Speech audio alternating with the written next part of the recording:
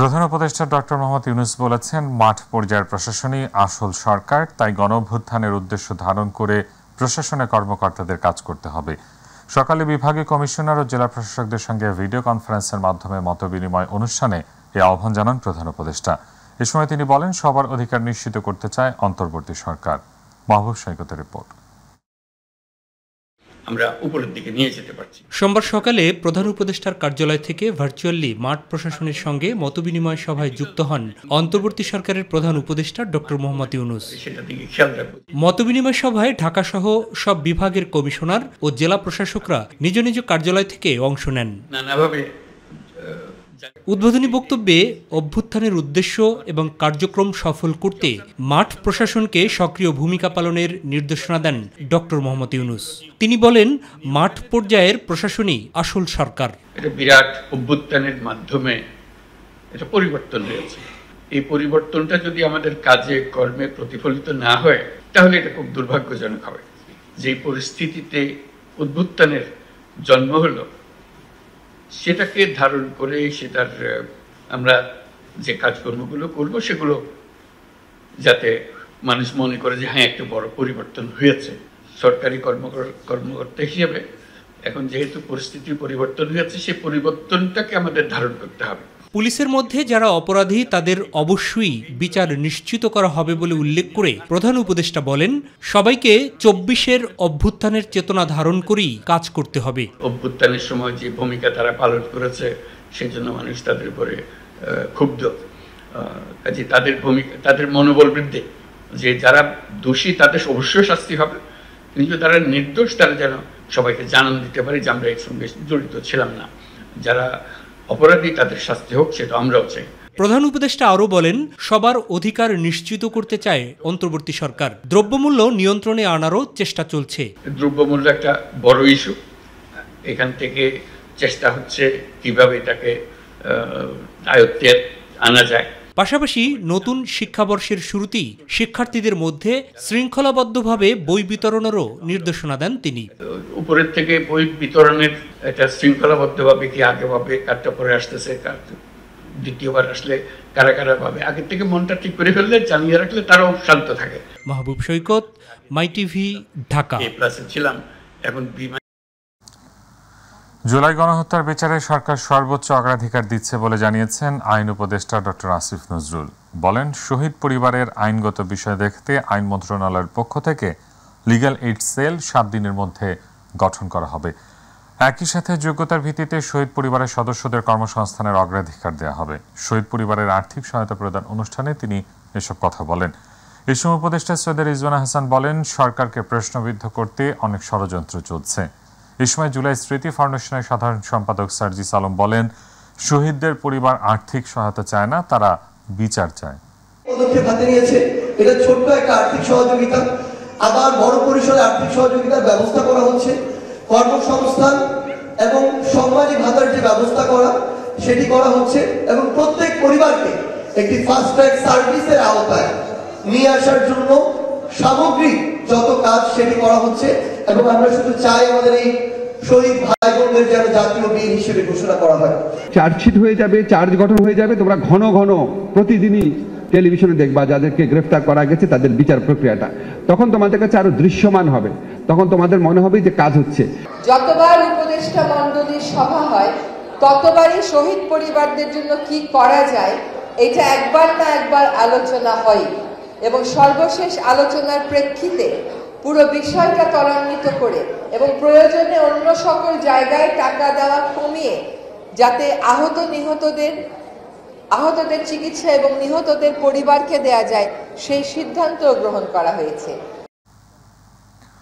16 বছর আন্দোলন করে দেশ থেকে স্বৈরাচার মুক্ত হলেও এখন গণতন্ত্র প্রতিষ্ঠার জন্য আরও একটি যুদ্ধ এবং সংগ্রাম অব্যাহত রাখতে হবে। নীলফামারীতে শহীদ পরিবারকে আর্থিক সহায়তা প্রদান অনুষ্ঠানে এমন মন্তব্য করেছেন তারেক রহমান। পতিত স্বৈরাচারের সহযোগীরা দেশবিরোধী ষড়যন্ত্র অব্যাহত রেখেছে অভিযোগ করে সকল রাজনৈতিক দলকে ঐক্যবদ্ধ থাকার আহ্বান জানান বিএনপির ভারপ্রাপ্ত চেয়ারম্যান। মাহবুব সৈকতের আরও একটি রিপোর্ট। র্যাবের ক্রসফায়ারে শহীদ গোলাম রব্বানীর পরিবারের জন্য নবনির্মিত বাড়ির চাবি হস্তান্তর এবং ২৪-এর গণ অভ্যুত্থানে নীলফামারী, পঞ্চগড় ও দিনাজপুর জেলার শহীদ পরিবারকে আর্থিক সহায়তা প্রদান করে বিএনপি। নীলফামারীর সুবাসরি দাখিল মাদ্রাসা প্রাঙ্গণে আয়োজিত অনুষ্ঠানে লন্ডন থেকে ভার্চুয়াল মাধ্যমে যুক্ত হয়ে ফ্যাসিবাদ বিরোধী আন্দোলনে আত্মত্যাগকারীদের স্মরণ করেন তারেক রহমান।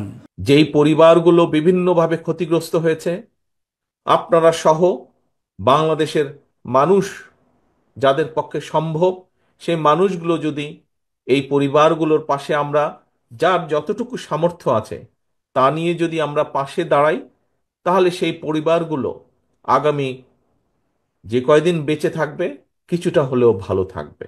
স্বৈরাচার মুক্ত দেশে গণতন্ত্র প্রতিষ্ঠার আন্দোলন অব্যাহত রাখার কথা বলেন বিএনপির ভারপ্রাপ্ত চেয়ারম্যান।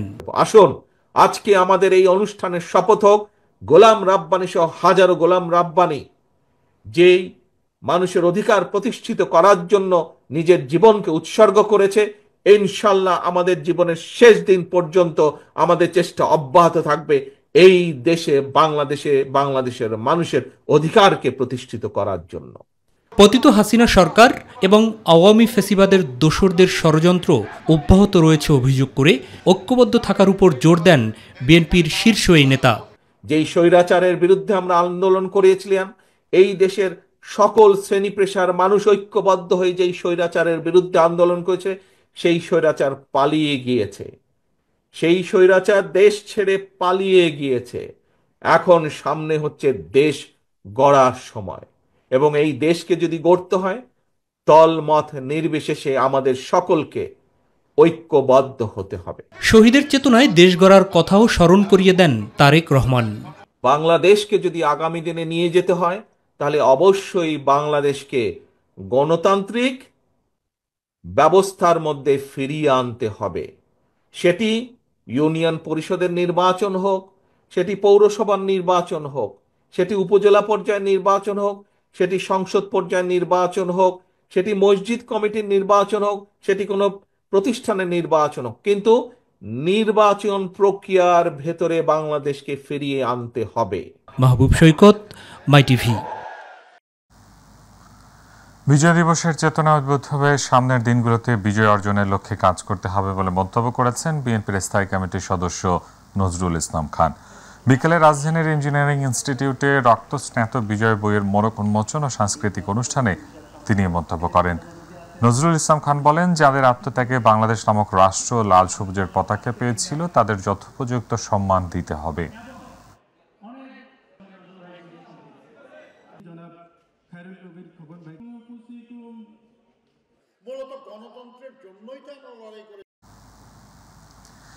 এটি মানবিক ও বৈষম্যহীন বাংলাদেশ গড়তে সবাইকে আত্মত্যাগের জন্য প্রস্তুত থাকতে হবে বলে মন্তব্য করেছেন জামায়াতে ইসলামীর আমির ডাক্তার শফিকুর রহমান। সকালে দিনাজপুরের বীরগঞ্জ উপজেলায় বীরগঞ্জ কলেজ মাঠে পথসভায় প্রধান অতিথির বক্তব্যে কথা বলেন তিনি আরো বলেন, যে দেশের শাসক নিজেকে মালিক মনে করবে না এমন একটি বাংলাদেশ চায় জামায়াত।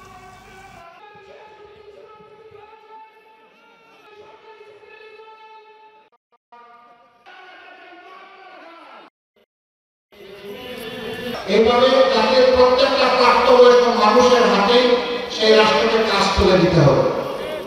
আমরা এমন একটি জাতি চাই, দেশ চাই, যেখানে অফিস আদালত ও কাছারিতে কোনো ঘুষের বাণিজ্য আর চলবে না, যেখানে কোনো চাঁদাবাজার হাত বাড়াবে না, যেখানে কোনো দখলদারের কোনো অস্তিত্ব থাকবে না, এমন একটি বাংলাদেশ আমরা চাই। আমাদের মা বোনেরা তারা ঘরে বাইরে সর্বত্র ইজ্জত এবং নিরাপত্তার সাথে তাদের দায়িত্ব পালন করবেন, এমন একটি বাংলাদেশ আমরা চাই। আমরা একটি মানবিক বাংলাদেশ চাই, যে বাংলাদেশের প্রত্যেকটি নাগরিক সমস্ত মানুষকে সম্মান করবে এবং ভালোবাসবে। আওয়ামী লীগ অনেক পুরনো নিবন্ধনকৃত রাজনৈতিক দল, তাই সরকার ও আদালত যদি এই দলকে নিষিদ্ধ না করে তাহলে নির্বাচনে অংশ নিতে তাদের কোনো বাধা নেই বলে মন্তব্য করেছেন প্রধান নির্বাচন কমিশনার এএম নাসির উদ্দিন। সকালে চট্টগ্রাম সার্কিট হাউস মিলনায়তনে ভোটার তালিকা হালনাগাদ ও ত্রয়োদশ জাতীয় সংসদ নির্বাচন উপলক্ষে নির্বাচন কর্মকর্তাদের সঙ্গে আয়োজিত মতবিনিময় সভায় তিনি এমন মন্তব্য করেন। সিইসি আরও বলেন, গেল 3টি নির্বাচনে কি হয়েছে সেটি সবাই দেখেছে। এবার নির্বাচন কমিশন সম্পূর্ণ স্বাধীনভাবে কাজ করছে। দেশীয় কিংবা বহির্বিশ্বে কোনো চাপ নেই, আর তাই সবার কাছে একটি গ্রহণযোগ্য নির্বাচন উপহার দিতে কমিশন সর্বোচ্চ চেষ্টা করছে বলেও জানান তিনি।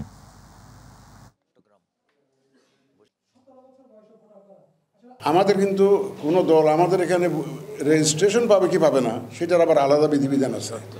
আমাদের শর্ত যদি পূরণ হয় আমরা দিব, শর্ত পূরণ না হলে দিব না। তবে ওই পুরানো যে দলের কথা বলছেন এরা কিন্তু বহু আগে রেজিস্টার্ড, এটা আমাদের এখানে রেজিস্টার্ড।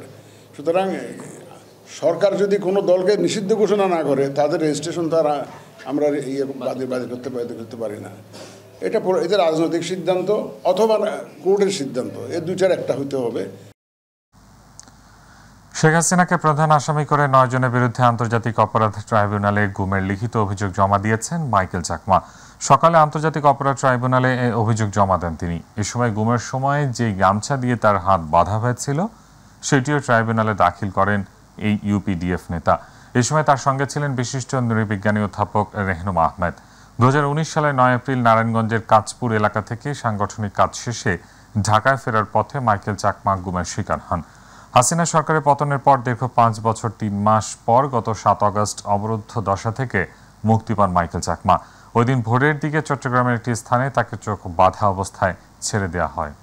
শেখ হাসিনার প্রত্যক্ষ নির্দেশে রাষ্ট্রীয় বাহিনী কর্তৃক এনফোর্স ডিসঅ্যাপিয়ারেন্স করা, শারীরিক নির্যাতন করা, মানসিক নির্যাতন করা, বিনা বিচারে আটক রাখা, এই অভিযোগগুলো উনি করেছেন। সচিবালয় অগ্নিকাণ্ড তদন্তে গঠিত কমিটি আগামীকাল প্রাথমিক প্রতিবেদন জমা দিবে বলে জানিয়েছেন কমিটি প্রধান স্বরাষ্ট্র মন্ত্রণালয়ের সিনিয়র সচিব নাসিমুল গনি। বিকেলে সচিবালয় কমিটির বৈঠক শেষে কথা জানান তিনি। কমিটি প্রধান জানান, কিছু আলামত পরীক্ষা নিরীক্ষার জন্য পাঠানো হবে বিদেশে। এর আগে অস্থায়ী পাস দিয়ে সাংবাদিকদের সচিবালয়ে প্রবেশের অনুমতি দেয় স্বরাষ্ট্র মন্ত্রণালয়। আরও জানাচ্ছেন রাকিব হাসান। বুধবার দিবাগত রাতে প্রশাসনের প্রাণকেন্দ্র সচিবালয়ের 7 নং ভবনে ঘটে ভয়াবহ অগ্নিকাণ্ডের ঘটনা। ভবনটির রক্ষণাবেক্ষণের দায়িত্বে রয়েছেন গণপূর্ত অধিদপ্তরের উপসহকারী পরিচালক আব্দুল মান্নান ভুইয়া। তিনি জানান, ভবনটির 4টি ফ্লোরে প্রায় 40 থেকে 50টি করে রুম ক্ষতিগ্রস্ত হয়েছে। ভবনটা মোটামুটি 6টি মন্ত্রণালয় ক্ষতিগ্রস্ত হয়েছে। কতগুলো রুম? 6টা মন্ত্রণালয়। কয়টা রুম? প্রতি ফ্লোরে মোটামুটি 40-50টা করে এভারেজে রুম আছে, ছোট বড় মিলে 4টা ফ্লোর ক্ষতিগ্রস্ত হয়েছে, কোথাও একদম পরিপূর্ণ, কোথাও আংশিক। এদিকে সচিবালয়ের স্বরাষ্ট্র মন্ত্রণালয়ের সভাকক্ষে অগ্নিকাণ্ড তদন্তে গঠিত উচ্চ ক্ষমতা কমিটির বৈঠক শেষে কমিটির প্রধান স্বরাষ্ট্র মন্ত্রণালয়ের সিনিয়র সচিব নাসিমুল গনি সাংবাদিকদের জানান, প্রাথমিক প্রতিবেদন জমা দেওয়া হবে মঙ্গলবার। সেনাবাহিনীর থেকে টিম কাজ করছে, বুয়েটের বিশেষজ্ঞরা কাজ করছে, পিডব্লিউডির লোকেরা কাজ করছে, পুলিশের লোকেরা কাজ করছে, আইসিটির লোকেরা কাজ করছে। 5টা টিমের থেকে বিভিন্ন রকম আলামত সংগ্রহ করে এগুলো আমরা ডিসকাশন করে কনক্লুশন আসার চেষ্টা করছি যে প্রাথমিকভাবে কি বলা যায়। কালকে আবার আমরা বসবো, বসে আমরা কালকে একটা প্রাথমিক একটা ধারণা করতে পারবো। কিছু আলামত পরীক্ষা নিরীক্ষার জন্য বিদেশে পাঠানো হবে জানিয়ে তিনি বলেন, সকল প্রতিবেদন হাতে পাওয়ার পর দেয়া হবে চূড়ান্ত প্রতিবেদন। প্রাথমিক প্রতিবেদন আর কিছু জিনিস আছে যেগুলো ক্যাপাসিটি আসলে আমাদের দেশে নাই এখন পর্যন্ত, সেগুলো আগুন সংক্রান্ত যত ম্যাটেরিয়াল আছে সবগুলো। এর আগে অগ্নিকাণ্ডের 5 দিন পর সচিবালয়ে প্রবেশের অনুমতি পান সাংবাদিকরা। স্বরাষ্ট্র উপদেষ্টার আশ্বাসের প্রেক্ষিতে সকাল থেকে সচিবালয়ের 1 নং গেটের সামনে অবস্থান করলেও দুপুর 2টার দিকে সচিবালয়ে প্রবেশের অনুমতি মিলে গণমাধ্যম কর্মীদের। রাকিব হাসান, মাইটিভি, ঢাকা। স্বরাষ্ট্র উপদেষ্টা লেফটেন্যান্ট জেনারেল অবসরপ্রাপ্ত জাহাঙ্গীর আলম চৌধুরী বলেছেন, বাংলাদেশ সীমান্ত ঘেঁষে মিয়ানমারের রাখাইন রাজ্য ইতিমধ্যে কবজায় নিয়ে নিয়েছে দেশটির বিদ্রোহী গোষ্ঠী আরাকান আর্মি। ফলে এপারে তৈরি হয়েছে রোহিঙ্গা প্রত্যাবাসন অনিশ্চয়তা সহ নানা টেনশন। তিনি জানান, রাখাইন রাজ্য আরাকান আর্মির কবজায় হলেও রাজ্যটি মূলত মিয়ানমারের। তাই সীমান্ত সহ বিভিন্ন ইস্যুতে বাংলাদেশ জান্তা সরকার এবং আরাকান আর্মি উভয়ের সাথেই যোগাযোগ রাখছে। দুপুরে একদিনের সফরে কক্সবাজারের টেকনাফের নাফ নদীর সীমান্ত এলাকা পরিদর্শন শেষে সাংবাদিকদের তিনি এসব কথা বলেন। আরাকান আর্মি সর্বশেষ গত 8ই ডিসেম্বর 2024 তারিখে মংডু টাউনশিপ দখল করার ফলে বাংলাদেশ মায়ানমারের মধ্যবর্তী 271 কিলোমিটার এলাকায় আরাকান আর্মি দখল। 2017 সালে বাংলাদেশ আশ্রয় দেওয়া হয় প্রায় 10 লক্ষ রোহিঙ্গা। 2024 সাল পর্যন্ত নিরাপত্তা বাহিনীর অগোচরও প্রায় 50 থেকে 60,000 রোহিঙ্গা বাংলাদেশে প্রবেশ করে, যাদের রেজিস্ট্রেশন এখন পর্যন্ত হয় নাই। 31কে সামনে রেখে পৃথিবীর দীর্ঘতম সমুদ্র সৈকত কক্সবাজার এখন লাখো পর্যটকে ভরপুর। নীল সমুদ্রের শীতল পানিতে উচ্ছ্বাসে মেতেছে সব বয়সী পর্যটক। শহরের 5 শতাধিক হোটেল মোটেলে নেই তিল ধারণের ঠাঁই। এদিকে পর্যটকদের নিরাপত্তায় প্রশাসনের পক্ষ থেকে নেওয়া হয়েছে নানা উদ্যোগ। প্রতিনিধি গোলাম আরিফ লিটনের তথ্যচিত্রে আরও জানাচ্ছেন আতিকুর রহমান তিতাস। লাখো পর্যটকের সমাগম দীর্ঘতম সৈকত নগরী কক্সবাজারে। নীল সমুদ্রের শীতল পানিতে উচ্ছ্বাসে মেতেছে সব বয়সী পর্যটক। কেউ বা জেট স্কি নিয়ে ছুটছেন সমুদ্র মাঝে, আবার কেউ বা চড়ছেন ইজি বাইক বা ঘোড়ায়, আবার কেউ কেউ মুহূর্তটুকু ধরে রাখতে ছবি তুলতে ব্যস্ত। বড়দিন, শীত ও বছরের শেষ সব মিলিয়ে পর্যটকের ঢল এখন কক্সবাজারে। এবার একটু জনসংখ্যা টুরিস্ট একটু বেশি মনে হচ্ছে, তারপরে আনন্দ লাগছে অনেক। ভাবি নাই যে এমন সুন্দর একটা দৃশ্য দেখতে পাবো, এতটা এনজয় করতে পারবো। আমরা হোটেল বুক করে আসছি ঢাকা থেকে, এখানে আনন্দ করব, গোসল করব, ঘুরবো ফিরবো। এখানে হোটেল পাওয়া খুবই টাফ। আমাদের আগাম বুকিং দেওয়া উচিত ছিল, এখানে আমরা একটু ভুল করছি। সাগর তীরের কলাতলি ও আশেপাশের 5 শতাধিক হোটেল মোটেলগুলোতেও এখন পর্যটকে মুখর। রুম ফাঁকা নেই কোথাও। এবছরের শেষ দিন পর্যন্ত অধিকাংশ হোটেল মোটেলের রুম বুকিং শেষ, জানিয়েছেন হোটেল মোটেল গেস্ট হাউস মালিকরা। ব্যবসাও চলছে ভালো বললেন তারা। ব্যবসা অনেক ভালো চলছে এবং টুরিস্টের পরিমাণও অনেক বেশি। দেখেন পর্যটক যারা আছে, আমাদের 28 তারিখ পর্যন্ত কোনো রুম নেই, পুরোপুরি আমরা ফুললি বুকড। 31 সহ আমাদের শুক্র শনিবার সহ উইকডেজ যেগুলো আছে এগুলো তো আমাদের সকল রুম অলরেডি বুকড হয়ে আছে। শহরের যানজট নিয়ন্ত্রণ, শান্তি শৃঙ্খলা রক্ষা ও পর্যটকদের নিরাপত্তা দিতে জেলা পুলিশের পাশাপাশি দায়িত্ব পালন করছে টুরিস্ট পুলিশও। বিভিন্ন স্পটে আমরা আমাদের এই যে পোশাকধারী পুলিশের পাশাপাশি সিভিলও আমরা পুলিশ রেখেছি, যাতে কোনো ধরনের টুরিস্টদের নিরাপত্তার কোনো বিঘ্ন না ঘটে। এদিকে পর্যটকদের নিরাপত্তা জোরদার এবং সেবা নিশ্চিতে মাঠে কাজ করছে জেলা প্রশাসনের নির্বাহী ম্যাজিস্ট্রেটের নেতৃত্বে একাধিক মোবাইল টিম। আতিকুর রহমান তিতাস, মাই টিভি। প্রশাসনে ঘাটতি মেরে বসে থাকা পলাতক সাবেক প্রধানমন্ত্রী শেখ হাসিনার এজেন্টরাই পরিকল্পিতভাবে সচিবালয়ে নাশকতা করেছে বলে অভিযোগ করেছে ঢাকা মহানগর উত্তর ছাত্র দলের নেতাকর্মীরা। রাজধানীর কারওয়ান বাজার চত্বরে শেখ হাসিনার কুশপুত্তলিকা দাহ করে তারা এ অভিযোগ করেন। দেশের সরকারি বেসরকারি বিভিন্ন প্রতিষ্ঠানে শেখ হাসিনার দস্যুরা ষড়যন্ত্র করছে, আর তাই দেশের স্থিতিশীল পরিবেশ ফিরিয়ে আনার লক্ষ্যে দ্রুততম সময়ের মধ্যে নির্বাচন দেওয়ার আহ্বানও জানান তারা। সময় থাকবে নির্দিষ্ট অল্প, এই সময়ের ভিতরে সবাই বুঝে গেছে এটা শেখ হাসিনার দোষরদের দ্বারা সংগঠিত এই আগুন অগ্নিকাণ্ড। শেখ হাসিনার দোষরা গাপটি মেরে বসে আছে। যদি অনতি বিলম্ব যদি শেখ হাসিনাকে এই দেশে না আনে, তার ফাঁসির রায় কার্যকর না করে, তার বিচার কার্যকর না করে, তাহলে সচিবালয়ের মতো এরকম আরও অনাকাঙ্ক্ষিত ঘটনা আমাদের জাতির ভাগ্যে আছে, আমাদের দেশে ঘটবে, এটা আমরা আশঙ্কা করছি। লেসপেন্সার এবং অলিগার্ক যারা ছিল তাদেরকে অবশ্যই অপসারণ করে বিচারের আওতায় আনতে হবে। অন্যথায় বাংলাদেশের মানুষ, খেটে খানা মানুষ যে স্বপ্ন নিয়ে এই জুলাই গণ অভ্যুত্থানে জীবন দিয়েছেন, তাদের স্বপ্ন ব্যর্থ বলে আমরা মনে করব। বকেয়া বেতনের দাবিতে গাজীপুর সিটি কর্পোরেশনের কোনাবাড়ি এলাকায় ঢাকা টাঙ্গাইল মহাসড়ক অবরোধ করেছেন পোশাক কারখানার শ্রমিকরা। বিকেলে মহাসড়ক অবরোধ করেন তারা। পুলিশ ও এলাকাবাসী জানায় জরুন এলাকায় কেয়া নিট কম্পোজিট লিমিটেড কারখানার শ্রমিকরা নভেম্বর মাসের বকেয়া বেতনের দাবিতে গত 2 দিন ধরে কারখানার সামনে বিক্ষোভ শুরু করেন। এক পর্যায়ে আজ বিকেলে শ্রমিকরা ঢাকা টাঙ্গাইল মহাসড়ক অবরোধ করে রাখেন। এতে মহাসড়কটিতে যানবাহন চলাচল বন্ধ হয়ে সড়কের দুপাশে দীর্ঘ যানজট সৃষ্টি হয়েছে। পুলিশ পরিস্থিতি নিয়ন্ত্রণের চেষ্টা করছে। পুলিশ, ছাত্র জনতা এবং হাতিরঝিল থানা এলাকার নাগরিকবৃন্দের সমন্বয়ে মতবিনিময় সভার আয়োজন করে হাতিরঝিল থানা পুলিশ। সভায় হাতিরঝিল থানার অফিসার ইনচার্জ রাজু আহমেদ আইন শৃঙ্খলা পরিস্থিতি উন্নয়নে সকলের সহযোগিতা কামনা করেন। অনুষ্ঠানের প্রধান অতিথি counter terrorism and transnational crime CTTC এর অতিরিক্ত পুলিশ কমিশনার মোহাম্মদ মাসুদ করিম বলেন, 5ই আগস্টের পর মানুষ পুলিশের প্রতি যে আস্থা হারিয়েছে তা ফেরাতে পুলিশ কাজ করছে। পুলিশকে জনবান্ধব করতে হলে পুলিশের কাজে রাজনৈতিক হস্তক্ষেপ না করার জন্য অনুরোধ জানান তিনি।